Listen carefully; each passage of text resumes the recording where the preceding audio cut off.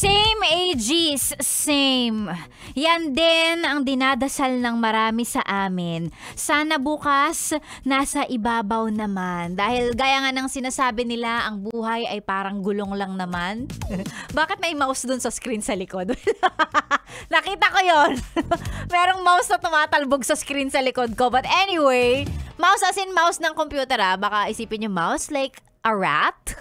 Daga? Hindi. May nakita ako. Anyway, na-distract. Ay nako, and yes, oo. Ayan o, I can see it. Sabihin mo ako nakikinig. Ano ba tong DJ na to? Nag-iilusyon na ba to? Hindi, may nakikita kasi ako dito. Totoong nakikita ko naman. Oh, hindi mga bagay na hindi nakakatakot po.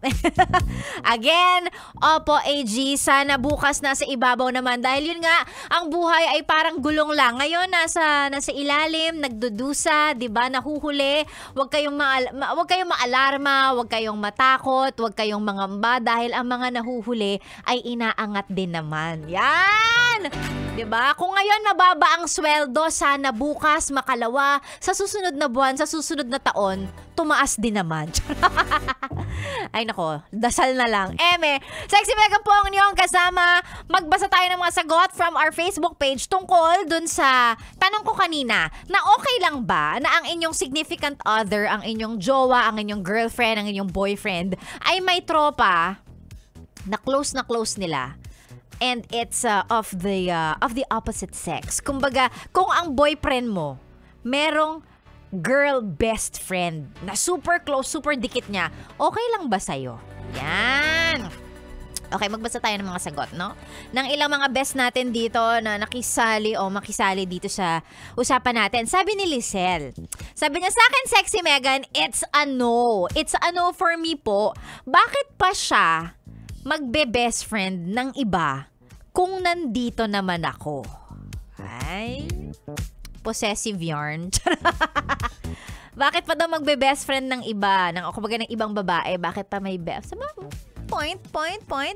Dapat nga naman ikaw na yon kasi ikaw na yung girlfriend. Okay, ito, sabi naman ni Carl, hindi okay sa akin yung ganon kung ang tropa ng girlfriend ko ay mga lalaki din. Yung mga ganyang tropa po kasi, nag-aabang lang ng chance na makasunggab sa girl pag hindi sila okay ng boyfriend niya. Talaga ba? Mga abangers, ganun ba? Oo, mga abangers. Lalo na kapag ka maganda yung girlfriend mo, no? Tapos yung tropa niya mga lalaki. Ganon? Ganon ba yun, Carl?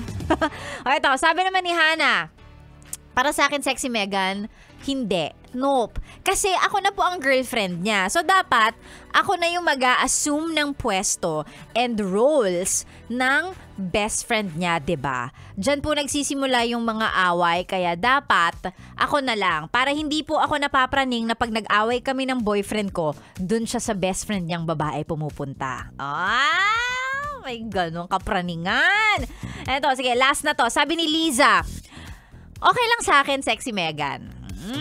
Okay lang sa akin, Sexy Megan, kasi may tiwala naman ako sa boyfriend ko kung sakaling meron siyang girl best friend. Lalo pa kung nauna niya pong nakilala yon kesa sa akin. Best friend niya na yon bago pa maging kami. So okay lang. Iwas toxic na po tayo at magtiwala na lang. Taray! So parang sinasabi mo, B, na kami na hindi kaming napapraning ay walang tiwala. Ganun ba yun? Ako, ano ba yung sasagot ko dito? Sige, katulad na lang nung last answer para kunwari hindi ako toxic girlfriend. Kasi 'di ba, parang nakakaano rin naman nga. Nakakaselos kung ang boyfriend mo kunwari ay merong girl best friend. Tapos totoo 'yon na kunwari kung mag-aaway kayo, dun siya sa girl best friend niya, pupunta, tatakbo. Pag-uusapan nilang dalawa yung away ninyo. So parang hindi ako comfortable. Pag ako lang to, opinion ko lang. Parang kung ako yon, meron siyang babaeng best friend na lagi niya pang kausap, tapos kami na, parang hindi ako comfortable. Ganon. Sagot ko lang naman yan. Pero yes, again, at the end of the day, it all boils down to how you and your partner will talk about it. 'Di ba? Kumbaga may boundaries.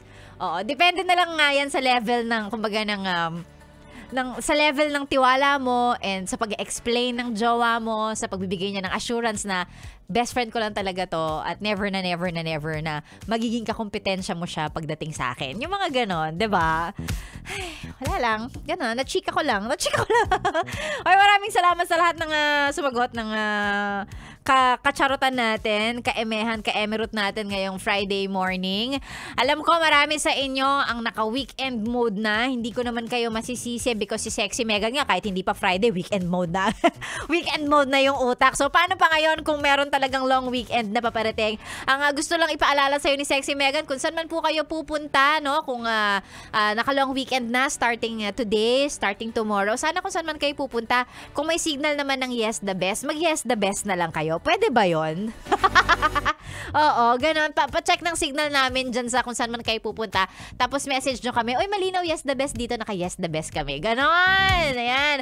And of course, huwag kalimutang i-follow, i-like ang mga social media accounts namin para kung naka-long weekend ka man, mapanood mo pa rin lahat ng contents na meron kami, lahat ng mga pinagpo-post namin online para updated ka pa rin. Okay?